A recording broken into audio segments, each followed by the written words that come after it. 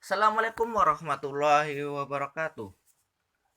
Oke, ketemu lagi dengan saya Hasbi Abdul Asmi dengan nomor induk mahasiswa 430102000127. Pada kesempatan hari ini, saya akan membuat video tentang interaksi sosial. Ya, mungkin dari teman-teman sudah mengetahui apa itu interaksi sosial. Tapi secara definisi dalam ilmu sosiologi, interaksi sosial itu didefinisikan sebagai suatu aktivitas pertukaran sosial antara dua atau lebih individu.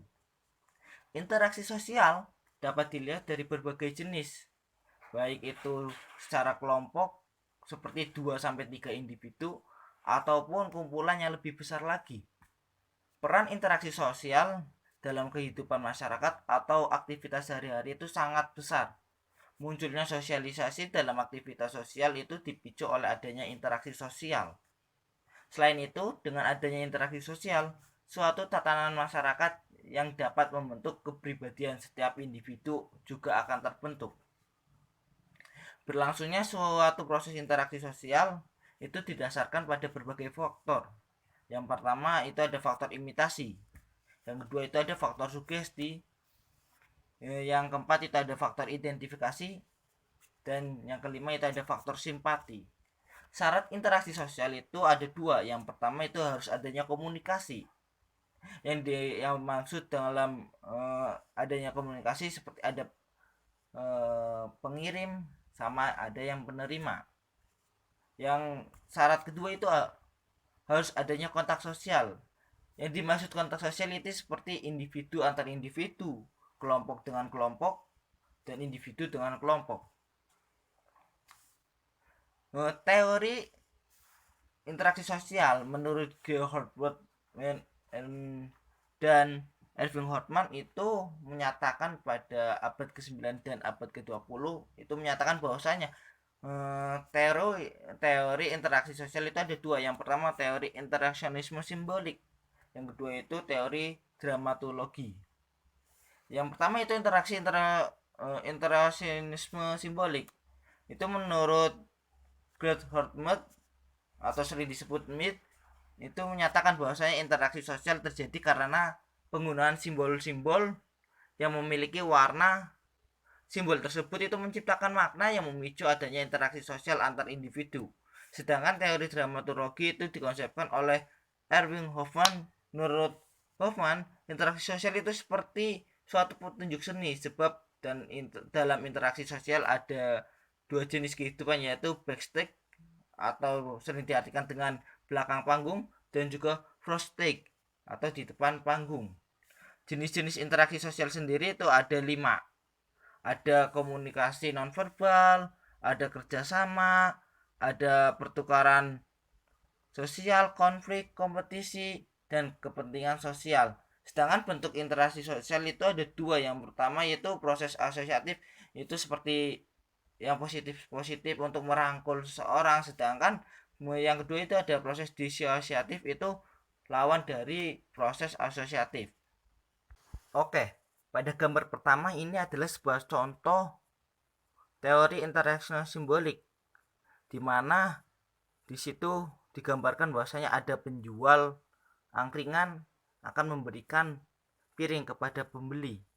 Karena sejatinya teori interaksi simbolik adalah aktivitas sehari-hari, yaitu kita sedang melakukan aktivitas berbelanja. Di situ disebutkan bahwasanya seorang pedagang itu mempersilahkan kepada pembeli untuk memilih menu yang ia sukai. Teori interaksi simbolik itu adalah contoh di mana memberikan makna atau suatu peran dan juga aktivitas pada setiap individu. Gambar kedua itu menjelaskan bahwasanya itu adalah interaksi, bisa dikatakan interaksi individu dengan individu, juga bisa dikatakan interaksi dengan individu dengan kelompok. Karena kalau interaksi tersebut bisa dijadikan guru mengajarkan kepada satu murid, tapi kalau muridnya banyak berarti individu dengan kelompok. Gambar ketiga itu adalah interaksi sosial kelompok dengan kelompok. di mana pada gambar tersebut itu dijelaskan ada sebuah kelompok yang sedang berdiskusi dengan kelompok lain untuk menghasilkan sebuah kesimpulan yang sangat tepat.